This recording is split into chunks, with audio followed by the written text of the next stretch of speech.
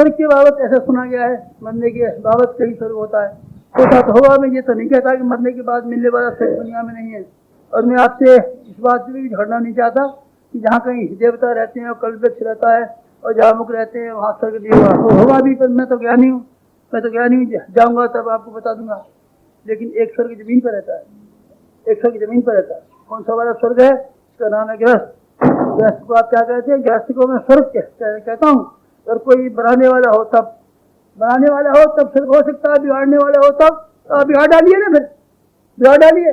औरत को बना लीजिए भागिन, और बच्चों को बना लीजिए, बच्चों को बना लीजिए डकैत, और अपनी माँ को बना दीजिए श्राप देने वाली चुड़ैल, और अपने भाई को बना दिए, भाई को वो चीज बना दीजिए जो कि आपने मुसलमानों क्या सुना होगा, एक भाई ने दूसरे की हत्या कर दी, दूसरे ने एक की भाई हत्या कर दी। आप पैदा कर लीजिए उन सब। आपको आता है कुटुंब चलाना?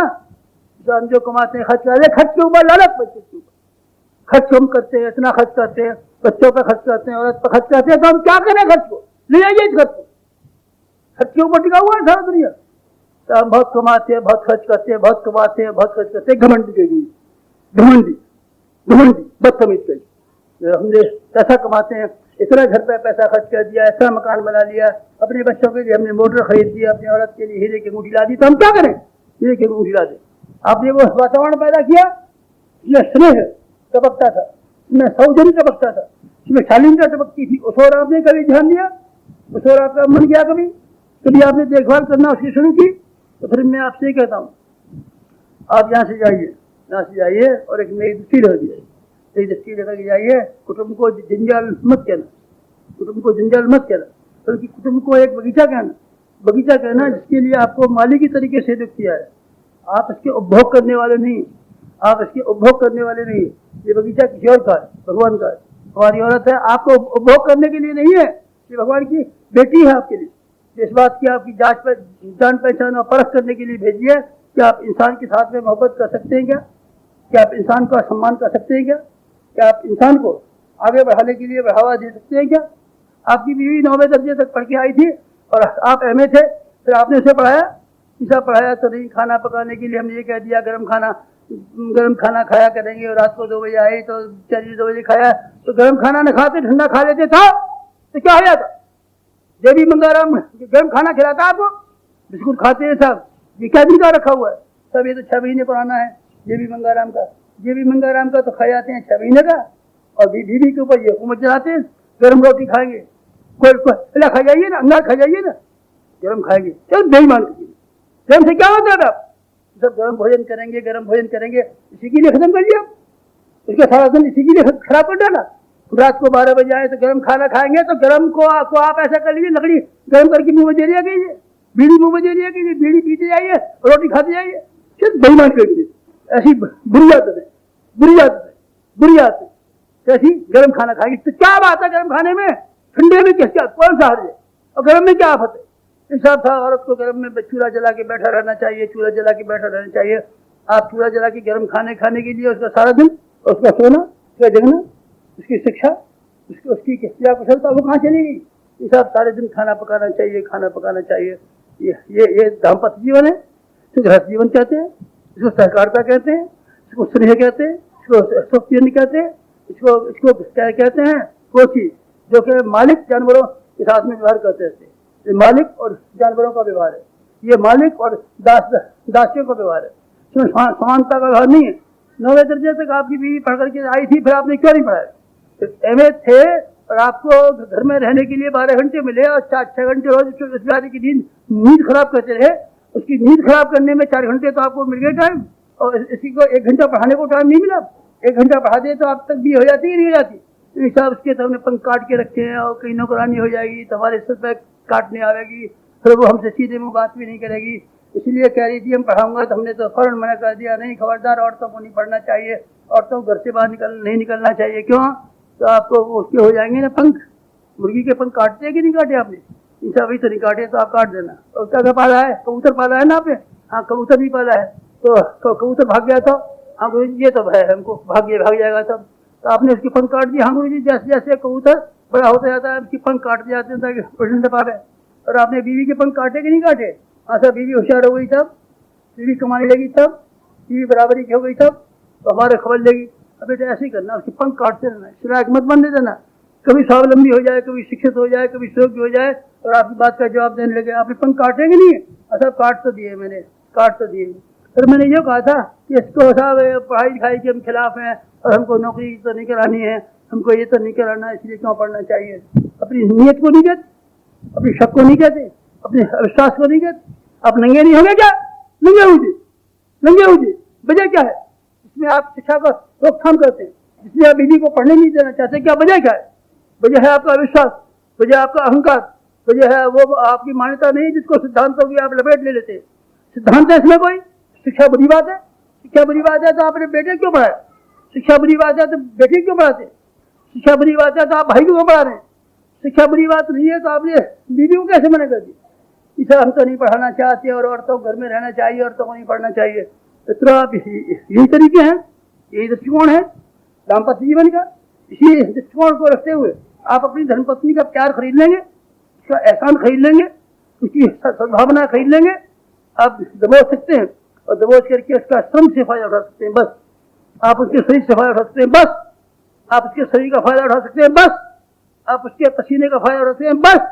और नहीं किसी का फायदा उठाएंगे, न उसके सहयोग का फायदा उठाएंगे, न श्रद्धा का फायदा उठाएंगे, सम्मान का फायदा उठाएंगे, जो 1000 गुनी लाखों गुनी कीमत श्रम की तुलना में। मित्रों, मैं आपको अपने घर की बात कहता हूँ, घर की बात कहता हूँ। जिन लोगों के साथ में आपकी डीलिंग है उनके साथ में शराफत का व्यवहार कीजिए, शराफत का व्यवहार कीजिए।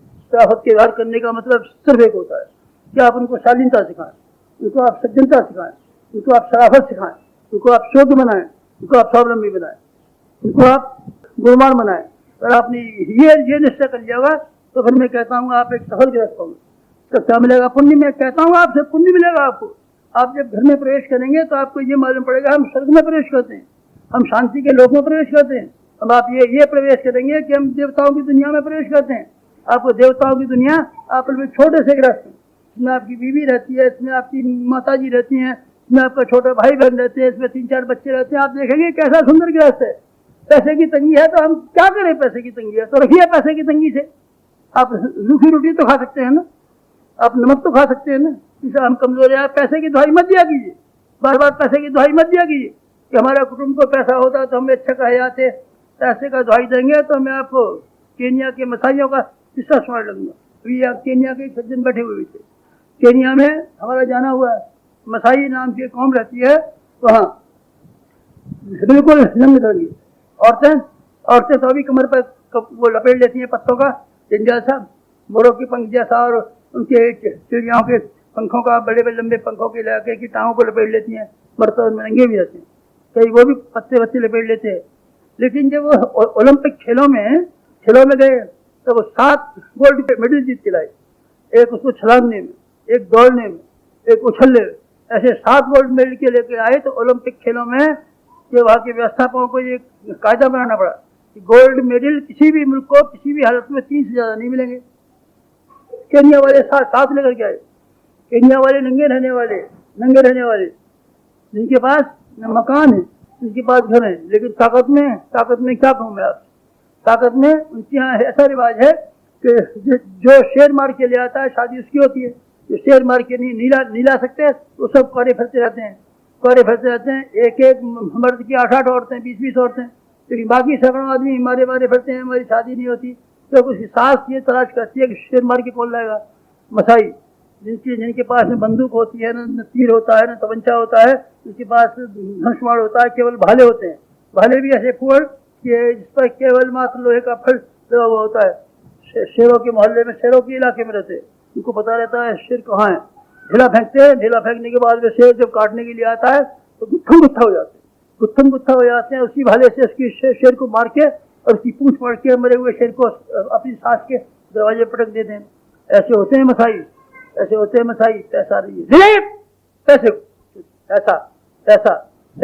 पैसे को खिला गए, घर मिला के दोगे पैसों में। सब पैसा होगा तो हमारे बेटे ऐसे हो जाएंगे, पैसा होगा तो हम काजू खिलाएंगे, पैसा होगा तो हम पिस्ता खिलाएंगे, पैसा होगा तो हम नाइलॉन पहलाएंगे, पैसा होगा तो हम बालों के लिए क्रीम लाएंगे, पाउडर लाएंगे। इसके बिना नहीं काम चलेगा आपको, इसके बिना गुजारा नहीं हो सकता, इसके बिना सेहत को ठीक नहीं रखा जा सकता, इसके बिना सभ्यता नहीं सिखाई जा सकती, इसके बिना संस्कार नहीं आ सकते। इसके बिना सभ्यता के बिना संस्कार नहीं आ सकते। तो मैं ये पूछता हूँ आपसे, लव और कुश जो महर्षि वाल्मीकि के आश्रम में रहते थे, कुशाओं को छाए हुए छप्पर में रहते थे, न यहाँ कोई अध्यापक था, न यहाँ कोई ट्यूशन था, न यहाँ कोई मोटर गाड़ी थी, न यहाँ कोई कपड़े थे, कुछ भी नहीं था। लेकिन वो जमीन पर सोने वाले बच्चे कितने योग्य हो गए थे आपको मालूम नहीं है। लव और कुश जब रामचंद्र जी के दरबार में गए हैं तो रामचंद्र जी और सारे के सारे दरबार वाले लिटके खड़े हुए हैं। इतना सब, इतने संस्कारवान, इतने सुंदर, इतने संबंधित लड़के कैसे बन गए? पैसा दीजिए, पैसा दीजिए, इसको पैसे को ले आइए, बच्चे पैसे को ले जाइए, इस हत्यारे पैसे को ले जाइए, इसके लिए आपका ये ख्याल हो गया। पैसे से हम बच्चों को संस्कारवान बना सकते हैं और अपने घर का वातावरण अच्छा बना सकते हैं। घर की आप शोभा बना लेंगे तो मैं नहीं चाहता कि शोभा नहीं बना पाएंगे, सज्जा तो आप बना लेंगे, आप खूबसूरती तो बना लेंगे, आप कीमती चीजें खर्च करके दिखावटी तो बना लेंगे, लेकिन प्राण नहीं बच सकेगी। प्राण भरने के लिए सुसंस्कारता की जरूरत है। सुसंस्कारता अगर आप पैदा कर सकते हो अपने कुटुंब में तो देखिए, यही आपके कुटुंब, यही आपके बच्चे जो रंग के काले हैं, जो देखने में ऐसे हैं, यही आपकी औरत जो चेचक के दाग वाली है, यही सामान्य से आदमी जो बिल्कुल मामूली से आदमी है, यही आपका घर जो फूस का बना हुआ है, फूस का बना हुआ, यही आपका गुजारा, जिसमें आप नमक से और बाजरे की रोटी खा के पेट भर लेते हैं। आप देखना कैसे मोहब्बत का, कैसे संस्कारों का कैसा शोक बन सकता है। आप संस्कारों का मूल्य समझिए, संस्कारों का महत्व समझिए। संस्कारों का मूल्य और महत्व समझेंगे तो मैं आपको विनोबा की गवाही पेश करना चाहूंगा। विनोबा की माँ बहुत गरीब थी और कई बार बाहर वालों का आटा पीसने के लिए ले आती थी ताकि उसकी पिसाई की मजूरी में पैसा मिल सके।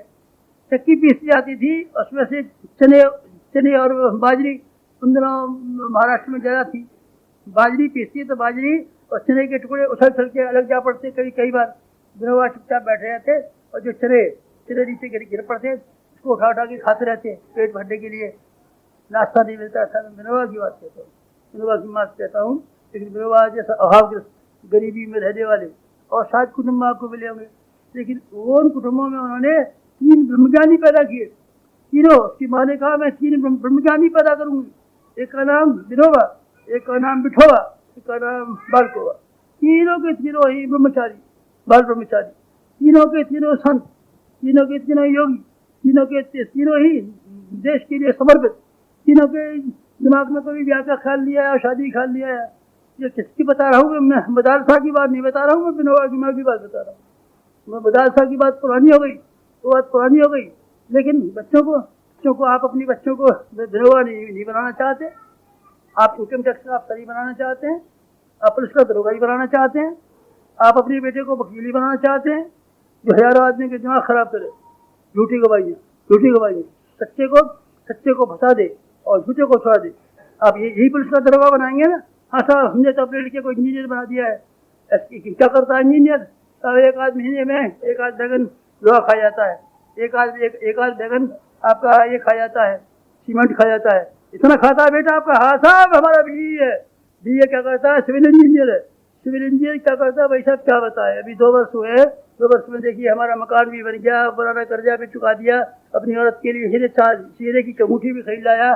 देखिए लड़की के ब्याह में 40,000 रुपया भी खर्च हो गया इतने दिनों में। बीई इंजीनियर ने तनख्वाह क्या मिलती है साहब? 1100 मिलती है। 1100 में इतना? हाँ साहब, देखिए हमारा बेटा कैसा कमा हुआ है। मुझ छूछिए ना, और ये देखिए ना कि आपके बेटे ने जितना आपके लिए कमाया 1000 गुना नुकसान देश का किया है कि नहीं किया? बांध उसने कमजोर बना दिए कि नहीं बना दिए? रेलवे की लाइनें कमजोर कर दिए कि नहीं कर दिए? स्कूलों की इमारतों का सत्यानाश कर दिया कि नहीं किया? आपका बेटा आप यही बनाएंगे क्या? आप ऐसे नागरिक नहीं बनाएंगे जो भली से स्कूल के अध्यापक हों, लेकिन अध्यापक होकर के भी 250 रुपये महीने में रूखी रोटी खा ले और समाज के लिए कोई काम कर सकें। आपका ऐसा ख्याल नहीं है? आप ऐसा नहीं चाहेंगे क्या? मैं आपसे कहता हूँ आप बदल दीजिए दृष्टिकोण को, अपने सारे जीवन के बारे में बदल दीजिए, महत्वाकांक्षाओं के बारे में बदल दीजिए, भगवान के बारे में बदल दीजिए, अध्यात्म के बारे में बदल दीजिए। अगर उसको आप बदलने के लिए रजामंद ना हो तो फिर मैं एक बात कहता हूँ आपसे, अपने कुटुंब के बारे में दृष्टिकोण को बदल दीजिए। तो कुटुंब से आपका सीधा संबंध, आपका कुटुंब आपके शरीर के तरीके से शुमार होता है।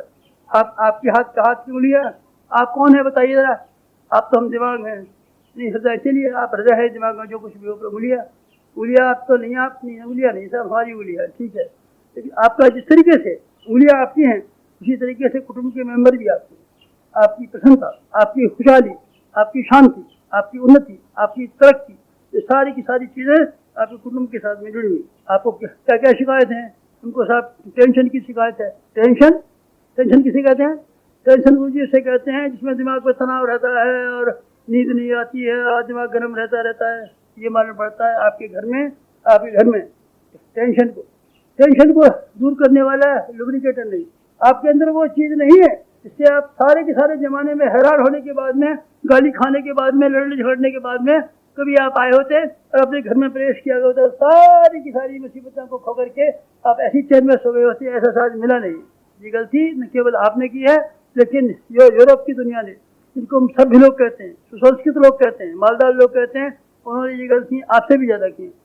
उनकी जो सबसे बड़ी गलती मुझे खटकती रहती है कि उन्होंने अपनी कुटुंब संस्था को, परिवार संस्था को सफाचट करके फेंक दिया। कुटुंब अब रहे नहीं है, परिवार अब रहे नहीं, कौन रह गया? कोई नहीं रह गया। मियाँ बीवी रह गए, बस मियाँ बीवी रहते हैं। मियाँ बीवी टिकाऊ कहाँ से आए? सिद्धांतों के बिना कोई टिकाऊपन आता है क्या? सिद्धांतों के बिना टिकाऊपन कहाँ से आ गया? तो क्या है? 6 महीने बाद नई बीवी, 6 महीने बाद नया खामिद, 6 महीने बाद नई बीवी, 6 महीने बाद नया खामिद। सारी की सारी जिंदगी में 50 ब्याह औरतें कर लेती हैं और 50 औरतों को निकाल के बस शादियाँ कर लेते हैं। उन्होंने क्या कर डाला? उन्होंने एक काम कर डाला है कि अपने कुटुंब की परंपरा का, परिवार की परंपरा का सर्वनाश कर दिया। ये कैसे किया? उनके ऊपर एक पिशाच समा गया, उनके ऊपर एक चांडाल आ गया, उनके ऊपर एक भूत आ गया, उनके ऊपर एक राक्षस आ गया, उनके ऊपर एक शैतान आ गया। उसका नाम है सेक्स के लिए खूबसूरती की तलाश में भावों की तरीके से औरतें भरती रहती हैं और भावों की तरीके से मर्द भरते रहते हैं। इसको हटा दिया, नया चाहिए, नया मर्द चाहिए, नई औरत चाहिए। नया मर्द और नई औरत के बारे में क्या होता चला भाई साहब, हम क्या कहें? उनसे ज़्यादा भागा, उससे ज़्यादा दुखी, उससे ज़्यादा दर्द, उससे ज़्यादा गैबीता, उससे ज़्यादा हरा हुआ, उससे ज़्यादा पिछड़ा हुआ आदमी मुझे दुनिया के पर्दे पर दिखाई नहीं पड़ता। आप हैं जो बार बार घूमते रहते हैं, हम जाएंगे फॉरेन जाइए, निकलिए हिंदुस्तान खाली कीजिए, आप जाएंगे फॉरेन जाइए। क्या करेंगे? फॉरेन के देखे नहीं आपने तो फॉरेन का पैसा देखा है, सिर्फ एक ही चीज देखी है, पैसा। आपने फॉरेन को नंगा करके देखा है क्या? अब तो नंगा करके देख रहा, फॉरेन को नंगा करके देख रहा। उनके पास क्या है? बिल्कुल खाली हो गए। क्यों? उन्होंने कुटुंब की संस्था जो दुनिया में सबसे ज्यादा प्रसन्नता की, शांति की, मोहब्बत की, खुशहाली की, उन्नति की संस्था थी, उनको उन्होंने चौपट कर लिया है। अब क्या करते हैं? तो मारे फिरते हैं दिन भर। अकेला आदमी इक्कड़ कौन होता है? भूत कैसा रहता है? मरघट में रहता है, शमशान में रहता है, अकेला रहता है, पीपल के पेड़ पर बैठा रहता है और डरता रहता है और डराता रहता है। डरता कैसे रहता है? ये बीवी आ गई शादी होकर के, ये हमारा माल लेके भागेगी और 6 महीने बाद नया खत्म करेगी। आज तो सुनाता तो है, प्रेम पत्र भी लिखता है, पर भूत की तरीके से आके शमशान में रहता तो है। उसमें और भी रहते हैं, चील भी रहती है पीपल के पेड़ पर, कौवे भी रहते हैं और औरत भी रहती है। घर में हम रहते हैं, हमारे घर में सांप भी रहता है, बिल्ली भी रहती है। लेकिन सांप से बिल्ली से हम होशियार रहते हैं कि ऐसा ना हो कि सांप कभी हमला बोल दे। मियाँ बीवी रहते तो हैं, पर दोनों सराग में रहते हैं कि मियाँ कभी बीवी पे हमला न बोल दे, बीवी सराग में रहती है कि मियाँ कभी हमारे पर हमला न बोल दे।